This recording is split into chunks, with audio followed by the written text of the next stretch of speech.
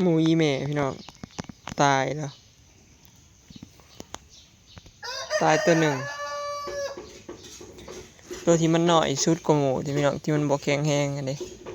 ที่บ่อยว่าตอนเฝ้าว่าขามันคงมันบ่แข็งแรงมันหน่อยกว่าหมูแล้วก็ขามันคงพี่น้องมันย่างบ่ได้อันเด้เย็กเขียวย่างพอมามื้อวานนี้ดำนาขึ้นมาค่ำช่วง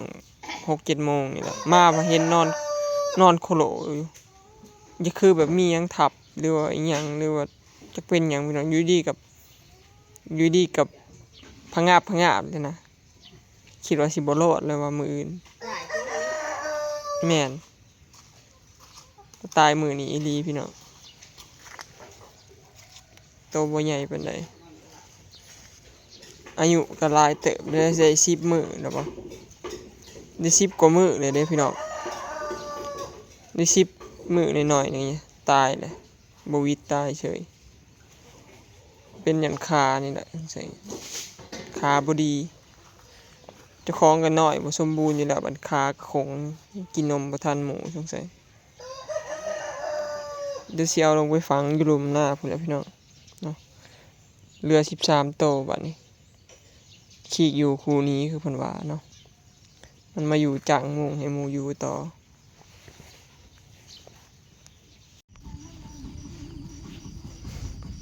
เฮาขึ้นมาฮอดพี่เลยพี่น้องรอบบ่ายเมื่อวานนี้ฮอดนี่เนาะมื้อนี้ก็น่าสิลงไปฮอดหลุมพุ่นละเนาะสบายดีเด้อพี่น้องสบายดีบ่สุขสุขคนเนาะสบายดียามเช้าโอ้เสียงเพลงเต็มๆอยู่บนคนงานดำนาหมูอีแม่ตายแล้วพี่น้องตายตัวหนึ่งเนาะตัวที่มันบ่แข็งแรงน่ะตอนบอยเฝ้าหั่นน่ะเฝ้า3 คืนรอดมาหลายมื้อแล้วมามื้อนี้เพิ่นบ่รอดพี่น้องคือใช้กินนมบ่อิ่มแน่หมูเหยียบหมูยำแน่มันจ้างหมูอยู่พี่น้องตายเพื่อให้หมูอยู่นะส่วนหลายอันขี้อยู่คู่นี้คือเขาว่าหั่นล่ะเรื่องปกติเนาะส่วนหลายมันต้องมีตัวตายแหละครับมันออกมาหลายตัวดำมันสิมีตัวหนึ่งพี่น้องตายแล้วจ้างเขาเอิ้นว่าจ้างมุ่งจ้างอยู่จ้างให้ตัวอื่นอยู่หั่นนะเจ้าของตายแล้วก็หมู่อื่นก็รอดเบิดจังซี่คือสุดก่อนเห็นบ่พี่น้องมันมีตัวหนึ่งบ่แข็งแรงเด้มันบ่รอดก็สิว่าจังได๋เนาะพี่น้องเฮาก็ซอยเต็มที่แล้วเฮาก็ดูแลเต็มที่สุดที่เฮาสิดูแลได้ล่ะมีแต่เลี้ยงตัวอยู่ต่อเนาะตัวอยู่ต่อน่ะก็มีแต่ตัวใหญ่ๆอุลูดเบิดพี่น้องคือสิตายตัวเดียวหั่นแหละตัวนั้นแหละจ้างหมู่อยู่มันจ้างหมู่อยู่ต่อบอยก็ว่าสิคุนเบิด13 โตวเนาะสรุปหมูอีแม่ก็เหลือ13 โตวพี่น้องจาก14ซ้ำเก่าตายตัวหนึ่งคือเก่าเนาะกายนั้นมีแต่ตัวแข็งแรงเบิดมีตัวเดียวหั่นแหละมันคาโคงมันย่างบ่อยากได้มันพิการตั้งแต่เกิดน้อยกว่าหมูพร้อมแล้วก็บ่แข็งแรงไปพี่น้องมาเบิ่งผลงานเนาะว่านี่ก็ไทยไว้กับภาษาซีจนค่ำพี่น้องได้หาไห้เนาะไห้เทิงเลี้ยงลงมาฮอดไห้นี่ได้หาไห้พี่น้องเฮาไถม่วนเนาะพุ่นภาษาซีถึกทงปุ๋ยยางเป็นอันใดเจ็บขาอยู่เดียวเจ็บมีแข้งไถหน้าบ่จะขับรถย่างหน้าให้ยาวเจอหน้าให้ยาวปวดขาบัดพี่น้องโอ้เสียงเพลงคนงานป๊าดโธ่ตู่พ่อใหญ่เลิน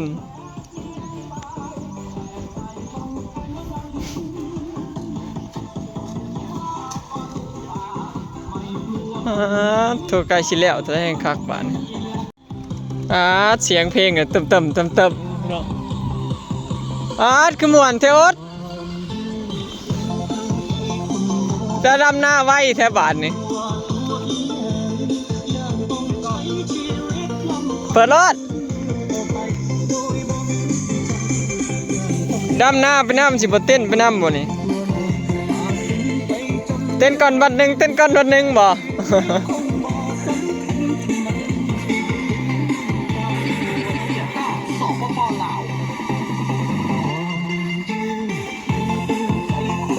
เพลงพี่น้องมื้อนี้ไปเฒ่ามาแต่เช้าเลยบ่ได้อันนับบ่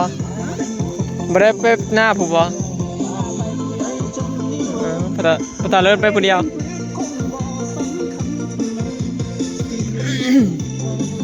เหลืออีกน้อยเดียวพี่น้องเนาะก็สิแล้ว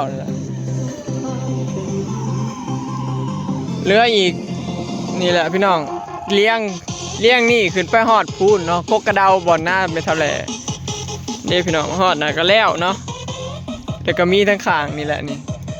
ฮอดเครื่องทางแล้วพี่น้องแล้วก็ยังอีกหน้าทงพุ่นเนาะเมื่อคืนนี่ก็ฝนตกมาเมื่อคืนก็ตกบ่แห้งดอกเนาะว่าสิได้ดำหน้าพุ่นแล้วว่าสิดำแล้วหาให้นี่ว่าสิย้ายไปพุ่นบ่แล้วพอฝนตกบ่แห้งปานใดพี่น้อง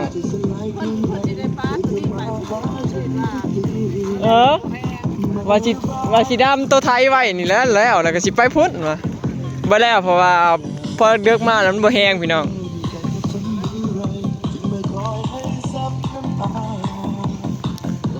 สนุกสิได้เมื่ออยู่บ่เนาะฝนตกห่ำมื้อบ่ได้เมื่อส่งแล้วฝนตกห่ำคันตกห่ำมื้อนี่ก็ได้ไปดำหน้าพุ่นแล้วก็ได้เมื่อไว้แล้วเนาะ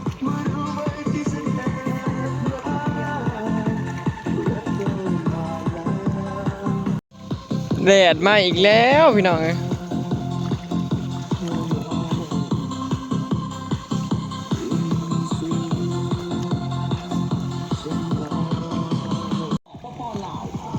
นี่แหละพี่น้องเนาะมื้อนี้ก็บุกลุยเต็มที่บ่เกิน4มื้อกันแล้วแหละพี่น้องเนาะบ่เกิน3มื้อดอกมื้อนี้ก็น่าสิลงบ่ฮอดลุ่มนี่ล่ะเบิดมื้อพอหน้าให้ยาวเฮาก็ดำไปแล้วเบิดเลยเด้พี่น้องเหลือแต่หน้าให้บ่ใหญ่บัดนี้หน้าให้ใหญ่ให้ยาวดำแล้วเบิดแล้วเหลือให้เดียวจังสิได้มื้อแล้วโหยบ่โหยสิได้มื้อปลาแล้วบัดโอ้ยอีก3มื้อแล้วเลยมาหาตัวนี้ไหมสวัสดีค่ะ จักหน่อยกันแล้วพี่น้องเพิ่นเฮ็ดบุญกับถิ่นก็เลยมาแผ่ซ่อง ว่าเป็นหยังดอกเฮ็ดบุญกับเฮ็ดอยู่จ้ะคือบ่เฮ็ดอย่างอื่นนำเดี๋ยวถ้ารอรุ่นว่ามื้อนี้สิมีผู้ใดมาซอยพี่น้องคันทีมงานเจสีมาอีกเดี๋ยวก็ยันแล่นน้ำบ่ทันนะแต่มาแม่ทานมาหานี่เนี่ยจ้าแน่เมื่อวานนี้ไผก็มาซอยหลายคนเนาะมีทรุ่นก็มาก็เลยแล้วไว้พี่น้องขึ้นน้ำแท้ ว้าย้อนคะแนนแล้วบ่จ่อยก็สิได้เมื่อปลาจ้อยเมื่อคืนนี่เจ้าไปนอนไสห้องแอร์บ่เมื่อคืนนี่หนาวอยู่บ่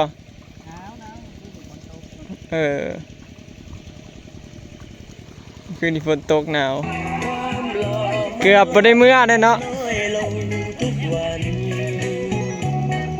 ก็แม่นฝนตกหนักนี่บ่ได้เมื่อแล้วปีหน้ายังสิมาใหม่บ่นี่ยังบ่ย่านน้ำมาลาบ่ยังโอ้แสดงว่าบ่ย่านน้ำมาลาตัวนี้ปีนี้ยังบ่มีผู้ใดหนีเมืองพี่น้องแสดงว่าเบาหวยก็เศร้าย่านแล้วปีแล้วนี่ไข่หัวลูกหัวโกนเมื่อเกือบสมว่าชีวิตบ่รอด เมื่อรักษาตัวอยู่บ้านนี่แหละพี่น้องแต่ละมื้อก็จะได้ก็อย่าฟ้าเบื่อกันเด้อพี่น้องยังดำนาคือเก่าเนาะหน้าเฮาหลายก็สินั่นก็หมู่แน่อู้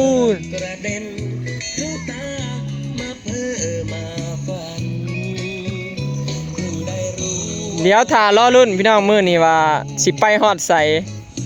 คันมีแต่ชุมเฮาดำแบบกระสิบบ่ไหวปานใดดอกแต่ว่ามื้อนี้นะสิลงฮอดลุ่มแน่ๆเนาะพุ่นก็เจ้าสอนอยู่พุ่นเจ้ากำลังสอนอยู่พี่น้องต้องฝ้าวสอนเด้อเจ้าหันบ่มีอันให้สอนได้บัดนี้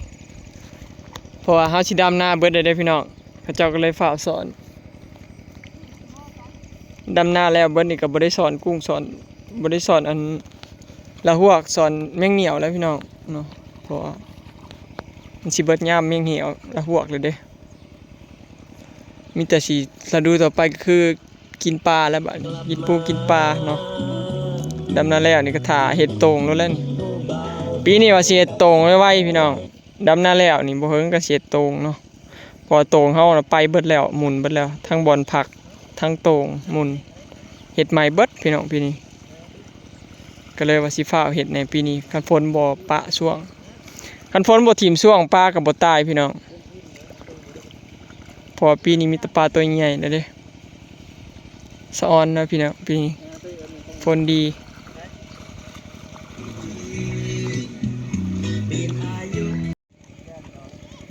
ได้บ่แม่เท้า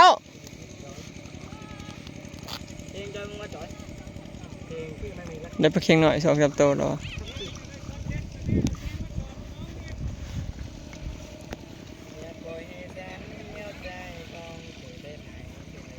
บ่แม่นน้องคนเจ็บ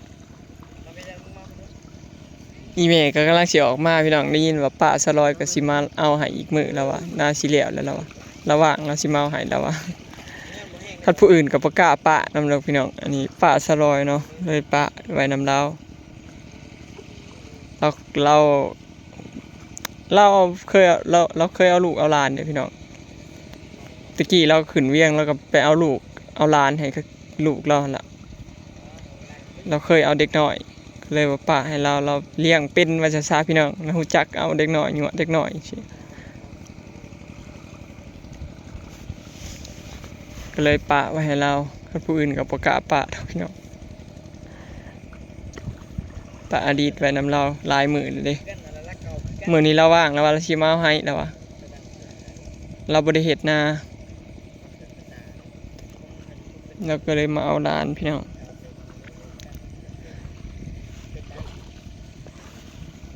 เดี๋ยวสิไปขาดหน้าต่อก่อนเนาะบัดนี้ขาดหน้าแล้วดำให้นี้แล้วกินข้าวเนาะพี่น้องคลิปนี้ก็สิได้จบไว้ส่ำนี้เด้อเนาะมื้อนี้เป็นมื้อที่5พี่น้องแม่นบ่จอยมื้อนี้มื้อที่เท่าใดแล้ว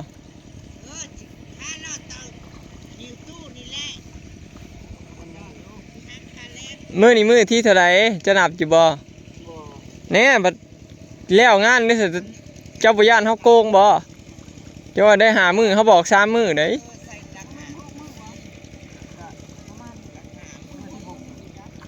6มื้อนะมื้อน่ะเข้ามาครึ่งมื้อ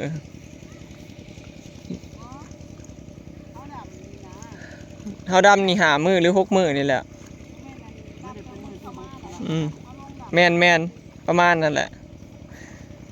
โอเคเนาะพี่น้องคลิปนี้ก็สิได้จบไว้ส่ำนี้เด้อเนาะไปแล้วสบายดีพอกันคลิปหน้าพี่น้องบ่จอยใกล้สิเนื้อปลาเด้อพี่น้องอีก 2-3 มื้อ